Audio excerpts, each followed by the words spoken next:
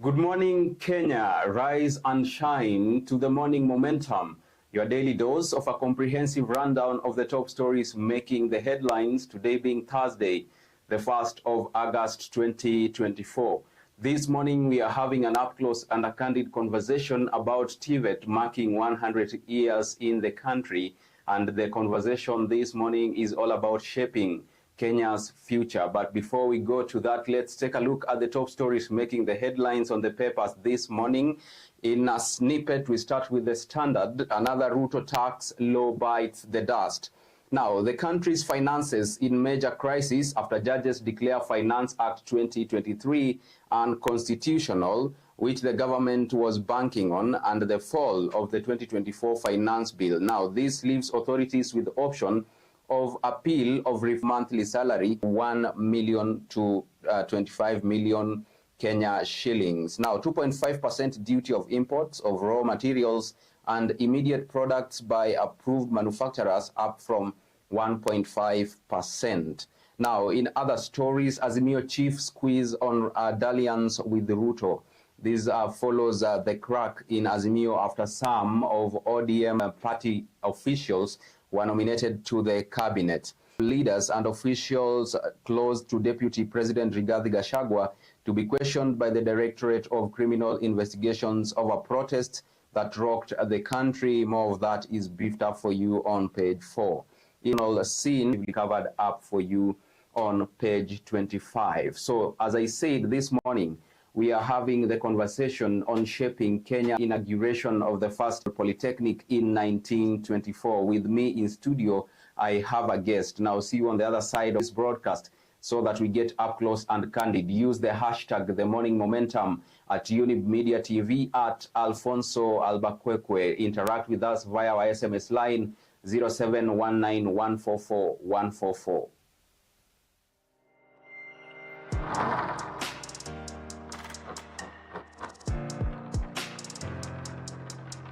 Biashara katika sekta ya elimu, afya bora, usafiri ama unamiliki kampuni yoyote ile? Ungependa kupata fursa ya kutangaza biashara yako ili kuwafikia wateja zaidi?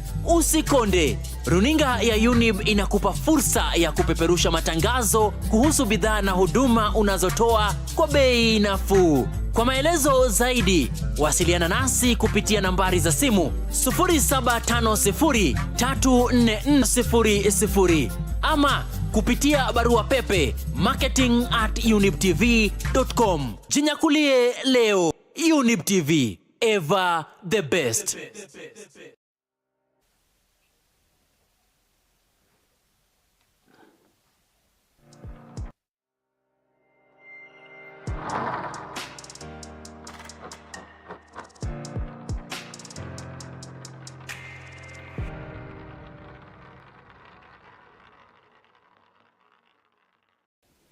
Welcome back to the broadcast. If you're just joining us, let's get up close and candid with the conversation. I have a guest in studio this morning. Ngala is his name. He's a youth leader at Mathare and also YAG. Yesterday, our country marked 100 years of Tvet, taking place in terms of equipping young people with different skills, different levels. Then later we have technical universities.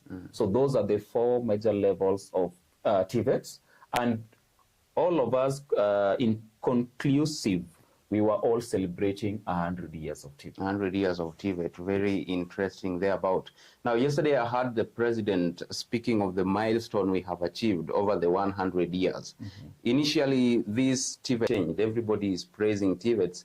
And as the president was talking about the success stories, about all the achievements that has been made for all that long. But according to me, there is nothing to smile about and even to celebrate about as far as Tvets 100 years, because you find most of our Tvets, they were well equipped in the days of like President Moi, and Kibaki never put much efforts in equipping and upgrading the Tibets. And also when it comes to Uhuru, in his manifesto, there was no a place where the leadership of Uhuru up to Kibaki, now we have Ruto, you find all leadership. And even, actually, all those three leadership, there is no even a single leadership that have put focus in transforming the sector. Most of our institutions, like now Kabete, there are schools that were brought up with former presidents, or it was times of Kenyatta. So they are colonial support in terms of upgrading them and even change their faces. So there is nothing to smile about. If you take a look of the private vocational trainings or Tvets, and you compare with the public Tvets, you find the private one embrace the new technologies. They embrace the new modern machines. But if you go to the public vocational or public Tvets, you find they are still using the old machines or the old equipments to train current generation. So that's one point where I don't see anything to smile about as far as 100 years of Tvet is concerned. Then another thing, you find since there was introduction of the 2010 Constitution here in Kenya, it changed all the structure of education, was devolved to county government, especially the vocational training centers. So the county governments are the ones who have the mandate to make sure that we are the vocational training center, which previously were well known as village polytechnics, are in each and every ward. The fact remains today, about those 290 constituency, if you go to their wards, about 1,000 and something ward, you'll find less than even 2 vocational per constituency, which is very, very wrong. So there's still nothing to smile about. So based on what you have said, Mr. Caleb, would you paint for us the picture of the major challenges these Tvet institutions face, especially the public ones? Majority of Tvets and majority of, especially now, I want to dwell in Nairobi as much. Let me use Nairobi as an example to other maybe counties. You find in Nairobi County, out of 85 wards, we have only 11 vocational training centers, public vocational training centers. And you find all these 11 of them, students who are admitted there. But you find the rest are still using the old community halls. You find some others are still struggling getting a security of tenure for them to be allowed now to start doing the development, because they don't own the land, they own the structure that is on that land. So that is one of the key challenges that have driven slow equipment and even upgrade of the vocationals in Nairobi. Another thing, there is no, another second challenge, there is no a proper law. The previous law was changed, and since there was some devolved part of the Tvet devolved education to county government, so the counties were supposed to come up with their binding laws that will guide how those vocationals should be funded and what kind of programs should be introduced in those vocationals. So you find they were supposed to rely on the national law, because each county cannot come up with their law without a supreme law. So the supreme law was supposed to come from the Nairobi, and even I confirmed with the Nakuru, those are the only 2 counties that have managed to table a bill. Imagine since we started this devolve to 2013, today, 2023, last year, is when 2 counties out of 47 counties managed to table a bill, which has not yet been passed, because when they were discussing, like in Nairobi, on how to equip and how to upgrade and even introduce new vocational training centers, there were some changes in the Ministry of Education when it comes to now the new education curriculum. So they were told, okay, you need to hold, because there are some new changes that we are doing to change the system of education from the primary, the ECD level, to primary to secondary up to. It's been operating funding. They don't have enough funding because Finance Act, Public Finance Act is very clear that there's no spent. A public fund should be spent. Decided to neglect that. Using old technology while private Tvets have advanced to the current technologies. So how do they strike a balance between giving or, disseminating knowledge to students in those institutions, and they make sure they remain relevant in the job market, because out here it's competitive? How do they strike that balance between using all technologies and making sure also their learners are remain relevant in the job market? You know, old technology, there are some certain generation, this is a generation, you cannot introduce them, you can generation that those equipments that maybe are being found in those vocationals, whether they are old, they can still cope up with them and even do better. But for the interest of the current generation, you cannot tell me like now tailoring course. We have different machines now being introduced in different markets. So you cannot tell me someone can still go and use the old, can be trained with the old tailoring machine. Then when he or she goes new modern electrical machine, so you find it will be another challenge for her to start understanding using this machine, because it was not taught with that machine. So those are the kind of challenges that I still think might drag us behind as people were advocating for better education at the public vocational training centers. The other thing is those old and one day's count. So if you don't, I cannot do it because our machines, we didn't have some equipments, we didn't have some what. So you find we are taking incompetent students out there to compete with those who were trained in better environment and better training materials in the same market. And that's where we are losing it. That's where you find majority of young people who are now coming out from our public vocationals, the current job market. Yes. So you feel there's need to reinvent the wheel when it comes to these Tvet courses? There is high need. Okay. There is high need, but with one condition: we need to have guiding laws. Just yesterday is when last year, 2023, is when the national 2023. So all 47 county governments needs to embrace the Tvet Bill 2023. Now is an act of the parliament, so that they can start coming up with their county-based act that is going to guide maybe the money that is being sent there with the exchequer, on how it will be utilized when it comes to upgrading of vocational training centers. As a youth advisory group member, what role do you play when it comes to these Tvet institutions and the courses they offer and their normal operational dynamics? I play a role of mobilizing young people to join the vocational training centers, because, you know, currently in Kenya, not only in Kenya, it's across the globe, there is these issues when it comes to unemployment. So we thought that why can't we change our mindset from job seekers to job creators? And can we be job creators? Because in our schools, we are being taught theory. So we need to look on our way on how we can be taught on business market or in the job market. So supporting young people who are interested, we identify them, those who are interested to pursue different courses of their choice, and we connect them with those maybe friends. And about three key issues. We have issues of use that is killing many people, is killing the future, actually is killing the future of our young. So, and another thing is about crime.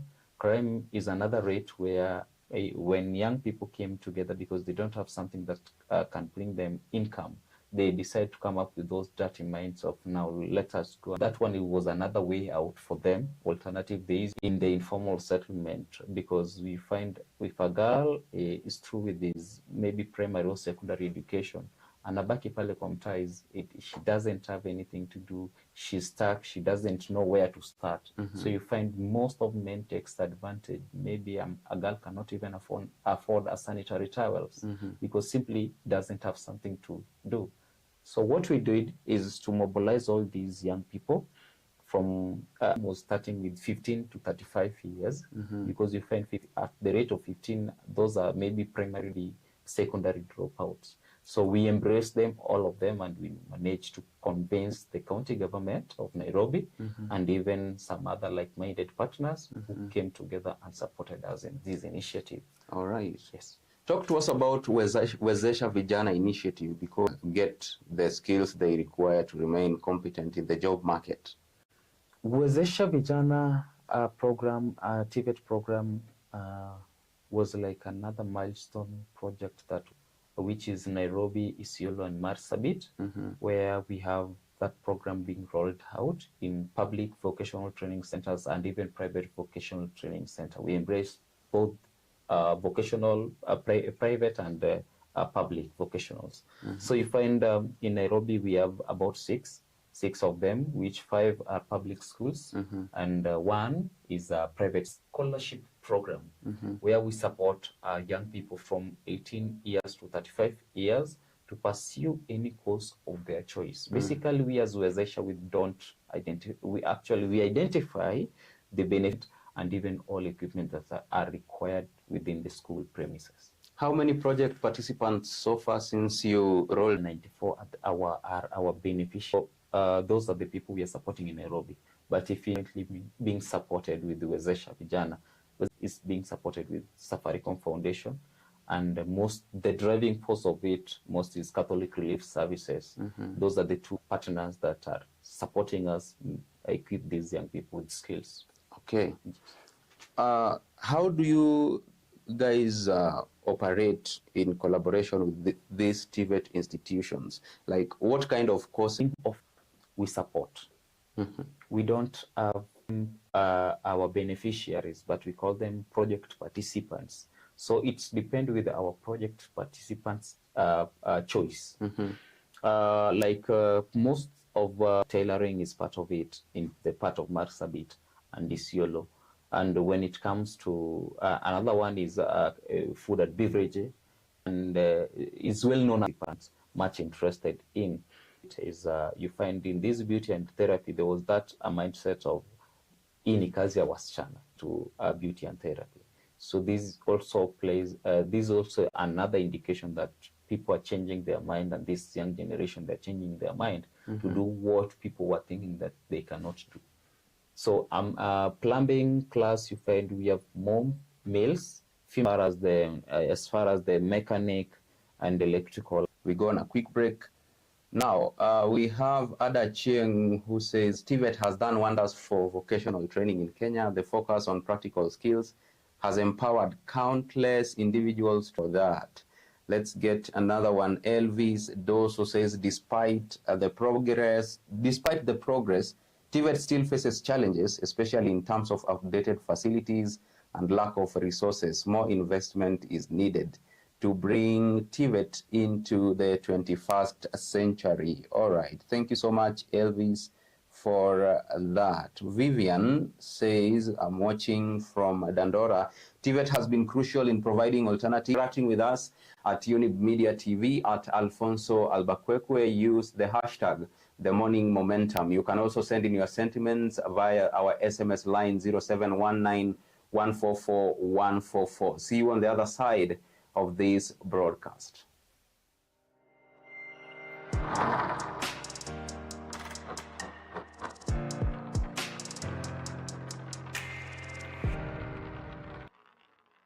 Je, wewe ni mfanyabiashara katika sekta ya elimu, afya bora, usafiri ama unamiliki kampuni yoyote ile? Ungependa kupata fursa ya kutangaza biashara yako ili kuwafikia wateja zaidi? Usikonde. Runinga ya Younib inakupa fursa ya kupeperusha matangazo kuhusu bidhaa na huduma unazotoa kwa bei nafuu. 44700 ama kupitia barua pepe marketing@younibtv.com. Jinyakulie leo. Younib TV.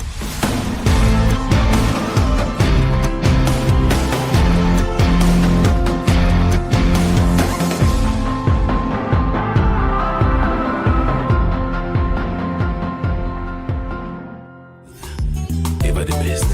Hallelujah.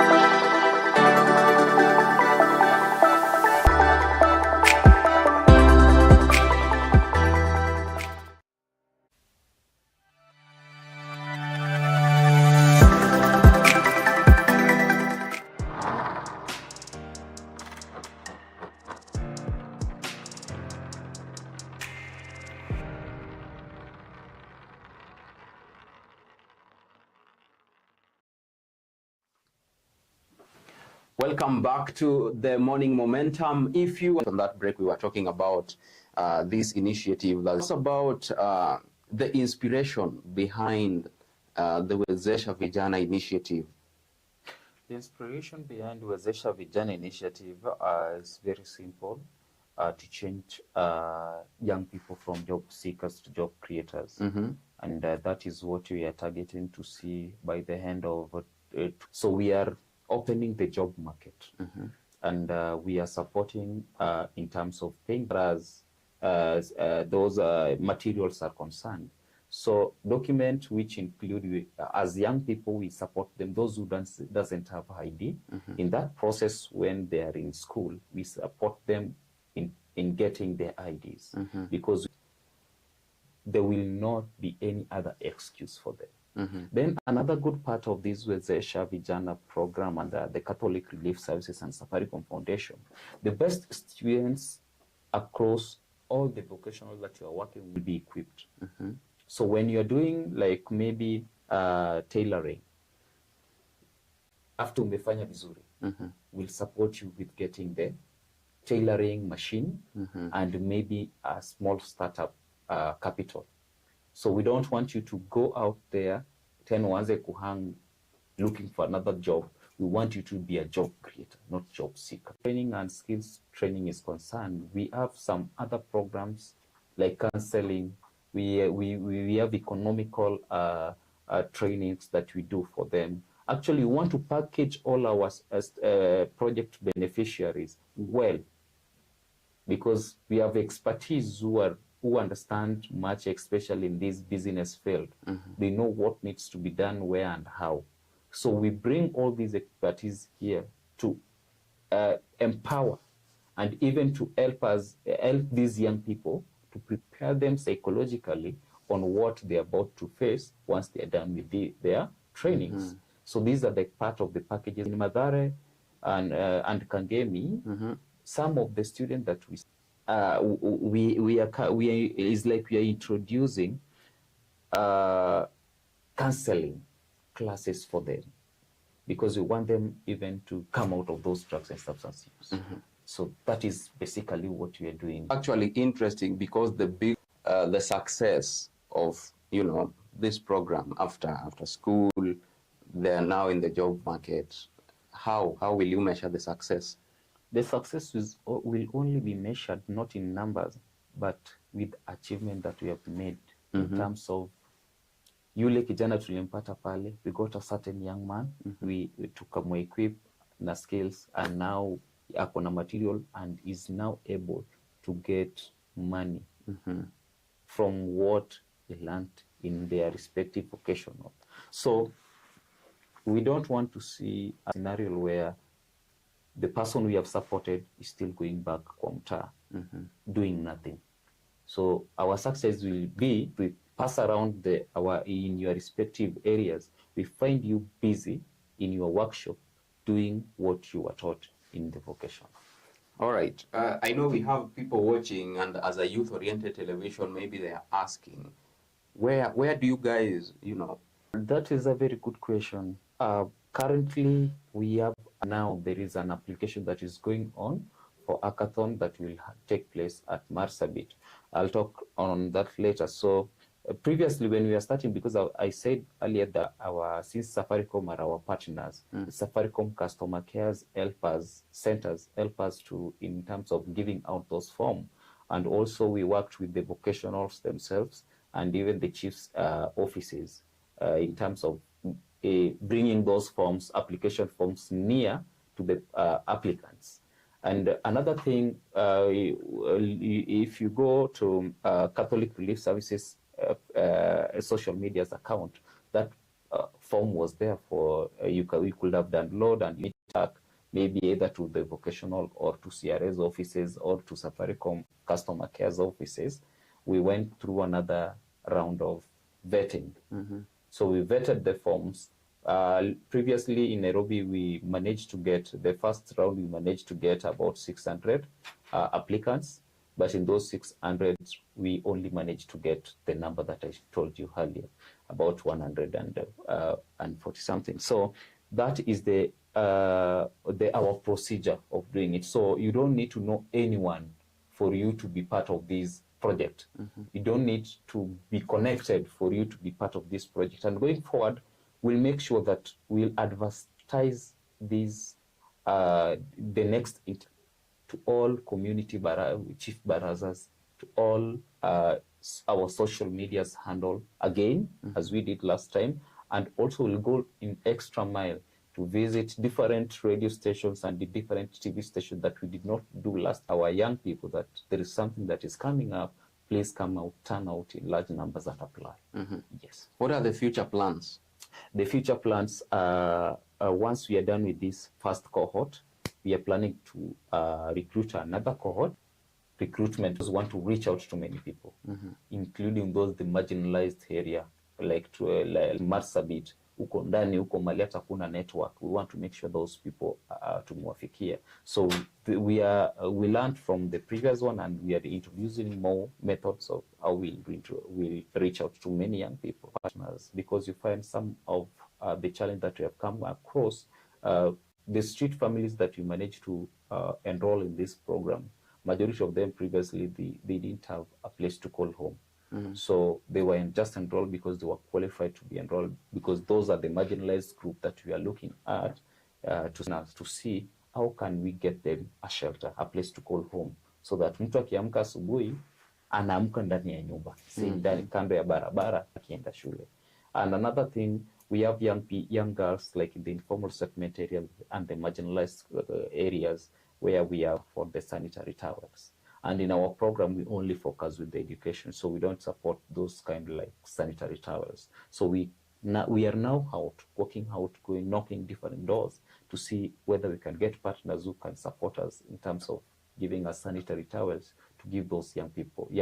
In Nairobi, bad luck that in Nairobi we did not manage to get a lot of PWDs. We only managed to get 12. Okay. 12 PWDs. So these 12, if you include with Marsabit, we have about 3. Then initially we have 4.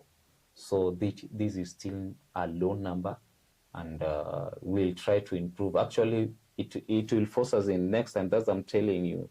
Now we are introducing new plan of recruiting these people. There is a 30% space that will be specific for these people with disability. So if we don't get them, it will force us to go door to door knocking and actually telling them the importance of this Wezesha Vijana program. All right, we are having a conversation on empowering Kenya's future. Tvet marked 100 years in the country yesterday. Now, you talked to us about something to do with the youth hackathon. What is that?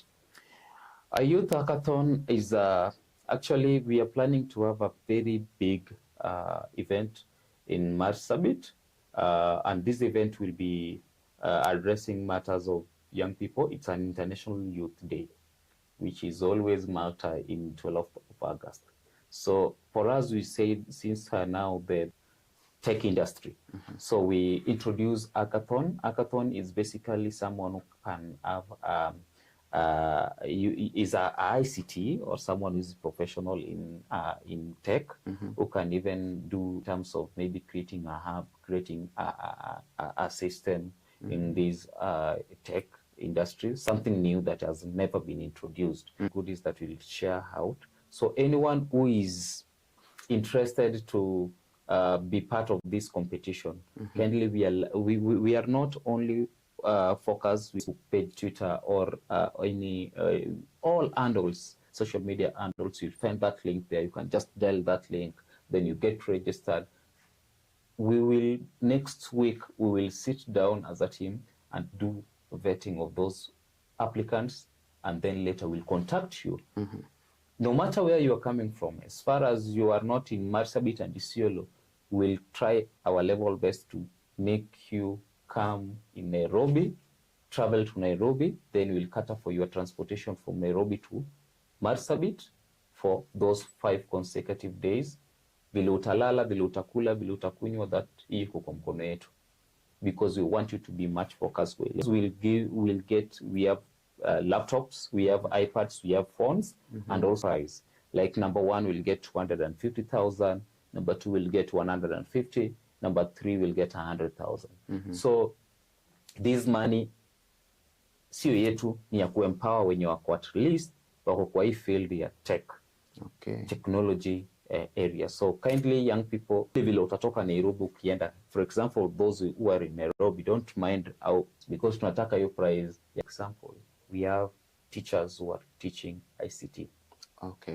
Because you find, but you can sell a vocational city. The gaps that are still within these Tvet institutions to ensure that we have a brighter generation which is empowered and geared up. Our plan is very simple. Since we are done with we are done, we want to push the government to our level where, since we have now the Supreme policy, the 45 counties to have their own vocational training center. And even Nairobi yesterday, we pushed, there was a bill that was tabled with the MC of Hospital, Ward Mark Dega, about the same, because they want to vocational education bill 2023 emerge from now up to our next intake, because we want all these schools to be equipped. We want all these schools to have materials, the modern training materials. So the only thing we can do it on a safer side, because there is no money, public money can be utilized without in different counties. So this is the biggest work that I push and even interact with these a few sentiments here that we have received. Christine says it's encouraging to see that the scholarship program has clear criteria. I hope there will be more outreach to ensure that all eligible students are aware of these opportunities. Okay, that is Christine there. We have Steve says I've seen firsthand how these scholarships have transformed lives. My neighbor's son received one and is now running a successful business. Okay. I think this is a testament from one of those who have been to Tvet institutions. Let's sample the last one here.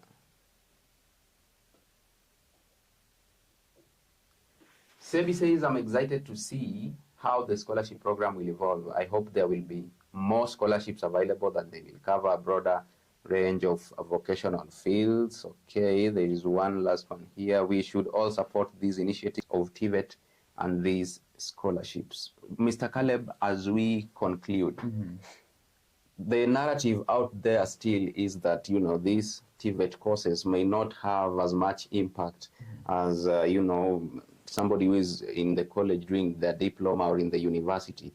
And those who do you have for them on that camera? Someone is calling more, or is actually requesting if you can have more scholarship program like that, what we have now. I can tell you that in this year, we'll have another program that it's called in pre and spread this news out there. maybe kama kuna mtu anajua kushona ama anajua kutengeneza, is a carpenter or is a welder, all these artisans and even someone from the high city, mtu akona cyber yake hapo and anaweza fundisha watu wengine in terms of computer packages. Please, we have this program coming out and young people, we are encouraging you to apply. Hii sasa utapelekwa kwa vocational, utapelekwa kwa mtu hapo kwa mtaa mali huko, ukiingia pale kwa field ya kucompete na wengine, uwe uko na document. And those were the one of the documents that I was talking about previous as I is concerned. So this is a program that is about to take place in September, about September and October. We'll roll it out. The recruitment will be rolled out. Artisan, send the name of that artisan. Actually, even as from today, you can start identifying the best artisan in your field. Unaweza kuwa admitted kwake. Send that artisan name and the contact and the name of his business, his or her business.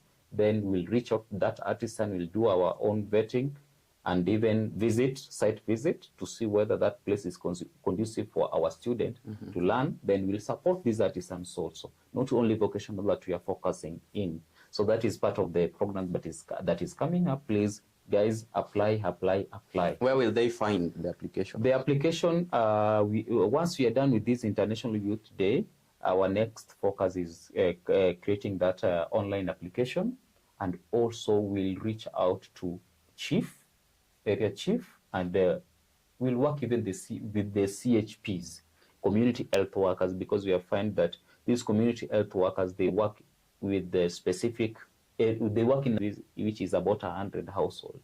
So if we equip households, so this is how the local way modern of passing our information. Okay. Maybe the question that you have asked is a training, and we want it out. We don't want just to sacrifice everything that we have so that we can bring the best.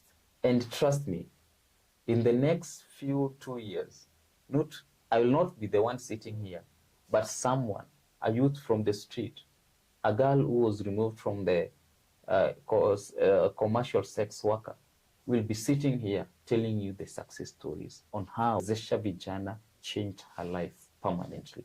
The person with the disability will sit here telling you that now from the being beggar to a job creator. And these are the success stories that we want to see going forward.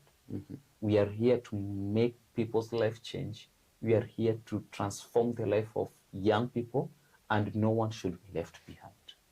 All right. Thank you so much, Mr. Caleb, for joining us this morning. We have been discussing 100 years of Tvet in the country, empowering Kenya's future. Our guest has been Caleb Ngala, a youth leader in Mathare and also a youth advisory group member in Nairobi County. See you tomorrow, same time, same place.